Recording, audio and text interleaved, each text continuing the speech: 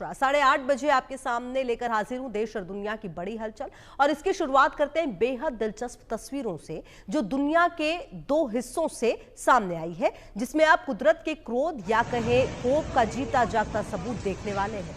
असल में साल का सबसे खतरनाक तूफान रगासा मंगलवार को हांगकांग पहुंचा। इस दौरान 200 किलोमीटर प्रति घंटे की रफ्तार से हवाएं चली। भारी बारिश के चलते कई इलाकों में बाढ़ आ गई। तूफान की रफ्तार को देखते हुए हांगकांग सरकार ने बुधवार को टाइफून वार्निंग सिग्नल 10 सबसे शक्तिशाली तूफान जारी किया है। रगासा का असर ताइवान और चीन तक देखने को मिल रहा है। ताइवान में तूफान से 14 लोगों की मौत हो गई, कई लोग घायल हो गए, जबकि 129 लोग लापता हैं। वहीं चीन ने समुद्री इलाके में 20 लाख लोगों को सुरक्षित जगहों पर पहुंचाया है। यहां 100 लोग लापता हैं। मौसम ब्यूरो ने रगासा को तूफानों का राजा कहा है। रगासा एक फिलिपिनो शब्द है जिसका मतलब जुनूनी होता है। चीन के गुआंगडोंग प्रांत के तट की ओर बढ़ते हुए टाइफून की तीव्रता बरकरार रखने की उम्मीद है। यहाँ शेनझेन और गुआंगझोउ जैसे घनी आबादी वाले शहर है। यहाँ 12.5 करोड़ से ज्यादा लोग रहते हैं। दोपहर तक इसके पहुंचने की उम्मीद है। चीन के गुआंगडोंग प्रांत में 20 लाख लोगों को सुरक्षित स्थानों पर ले जाया गया। गुआंगझोउ और शेनझेन जैसे बड़े शहरों में स्कूल, परिवहन और हवाई सेवाएं बंद हैं। अब आपको दिखाते हैं इसकी कुछ तस्वीरें जो कि हम आपको इस वक्त दिखा भी रहे हैं और कहीं ना कहीं आप देखकर समझ सकते हैं हालात।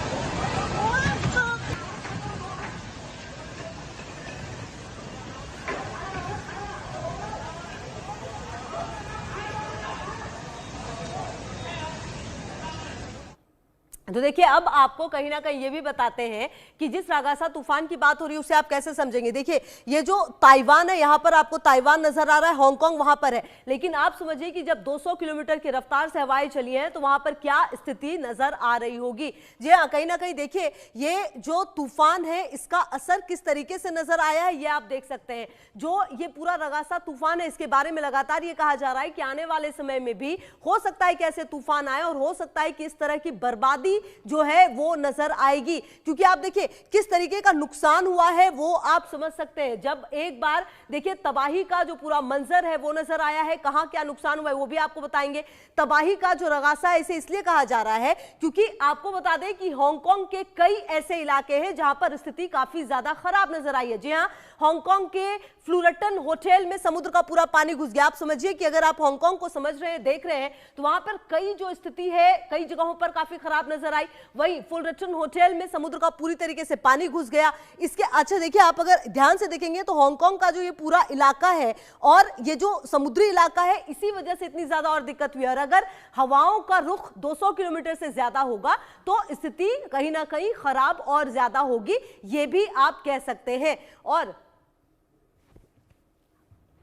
तो देखिए, कहीं ना कहीं एक समझना यह भी है कि जिस तरह की स्थिति फिलहाल नजर आई है वो अपने आप में काफी ज्यादा बुरी है और कहीं ना कहीं ये उम्मीद की जा रही है कि जो स्थिति है वो बेहतर हो। क्योंकि देखिए, जिस तरह से ये तूफान आया, मेट्रो और हवाई सेवाएं तक जो है वो प्रभावित हो गई। चीन ने कई इलाकों में अलर्ट जारी कर दिया है। तो आप इसी से समझ सकते हैं कि किस तरह की स्थिति अभी फिलहाल नजर आ रही है। इस तूफान की वजह से हांगकांग और ताइवान में काफी ज्यादा असर देखने को मिला है। और आपको बता दें कि जिस तरह से हवाएं चली, जिस तरीके की स्थिति नजर आई है, बड़े बड़े गड्ढे हो गए हैं बैंकॉक में कई जगहों पर, तो ये स्थिति काफी ज्यादा खराब नजर आई है। और doctor Sanjay Kumar, international communications strategy जो है बैंकॉक से सीधे हमारे साथ जुड़े। डॉक्टर संजय, ये जो कुछ भी हुआ है वो कैसे हुआ, किस तरह की अभी तस्वीरें आ रही है, किस तरह की स्थिति वहां पर बनी हुई है?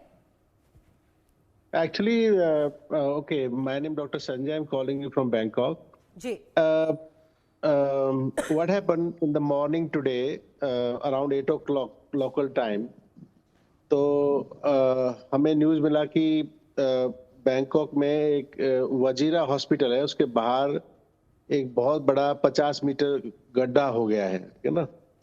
तो लकीली कोई जान माल की इतनी ज्यादा हानि नहीं हुई, लेकिन बाद में कुछ समय बाद, एक दो घंटे बाद और खबर ये आई कि जो गड्ढा हुआ है उसका मुख्य कारण जो है, पूरे बैंकॉक में आजकल एक सबवे कंस्ट्रक्शन चल रहा है। तो बहुत सारा जो यातायात है वो प्रभावित है, कहीं लेफ्ट कहीं राइट। तो ये पूरे बैंकॉक में इस समय चल रहा है। तो जो बैंकॉक के जो गवर्नर हैं, उन्होंने भी कंक्लूजन यही निकाला है कि ये कोई त्रासदी नहीं है और ना ही कोई नेचुरल कोई ऐसा कोई डिजास्टर है, लेकिन ये जो अंडरग्राउंड जो बहुत बड़े पैमाने पर जो काम चल रहा है सबवे का, उसके कारण ये थोड़ा सा लैंडस्लाइड हुआ है। और मुझे लगता है कि बहुत बड़ी चिंता का विषय नहीं है यहाँ पे बैंकॉक में ये।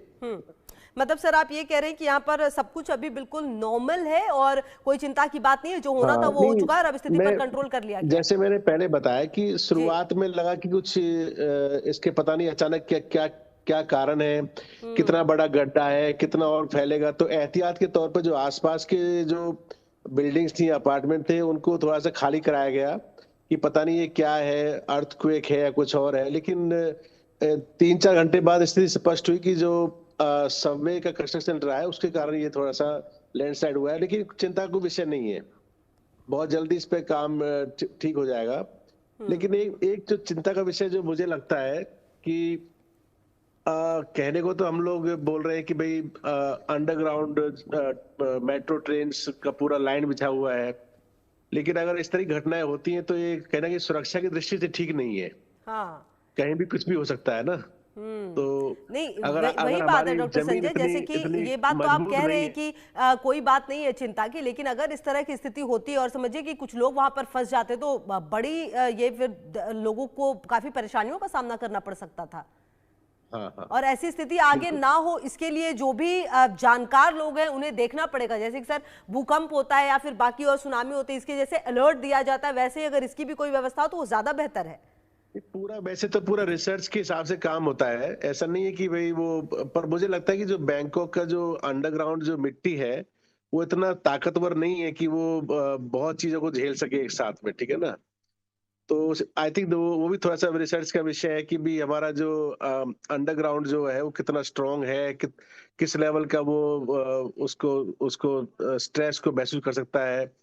तो ये थोड़ा देखना पड़ेगा कि अगर ऐसी घटनाएं अगर होती है अंदर अंदर, तो जो अंडरग्राउंड जो ट्रांसपोर्ट सिस्टम है वो प्रभावित होगा और हो सकता है बड़ी जान माल की हानि फ्यूचर में हो सकती है अगर कुछ इस पर नहीं किया गया तो, ठीक है ना। बिल्कुल। अच्छा सर, ये जो घटना हुई है, क्या इस तरह की घटना पहले भी ऐसी हुई, अगर आपको ऐसा कुछ याद हो तो? नहीं, अभी देखो पीछे अर्थक्वेक आया था बैंकॉक में, तो आप सबको पता ही है, तो वो तो एक अलग विषय था। लेकिन मैंने बताया ना, अभी जो अंडरग्राउंड सिस्टम था वो आमतौर पर शहर में नहीं था, बाहर था सब जगह, ठीक है ना। लेकिन अभी पिछले 1 साल से पूरा आप जिस भी रोड पे जाओगे वहीं आपको लगेगा कि यहाँ भी ट्रेन अंदर से बन रही है, वहां बन रही है। तो उससे क्या पूरा लगता है पूरा बैंकॉक के अंदर एक मेट्रो का जाल बिछाया जा रहा है। और मेट्रो का जाल बिछाने से क्या है कि मान लो एक एरिया अगर ठीक है, दूसरे में कोई निकलेगा। अब तो दूसरा क्या है कि बैंकॉक में ना इंफ्रास्ट्रक्चर इतना डेवलप हो गया है कि पहले अंडरग्राउंड है, फिर और है, फिर 100 मीटर अंदर खुदाई हो रही है, फिर ऊपर जी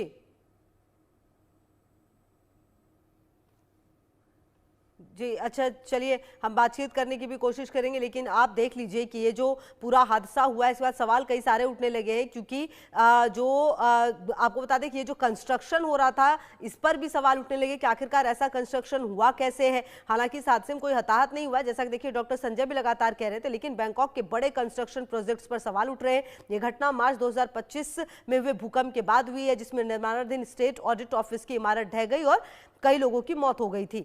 तो आपको बता दें कि अधिकारियों ने अब इस पूरे इलाके को सील कर दिया है, जांच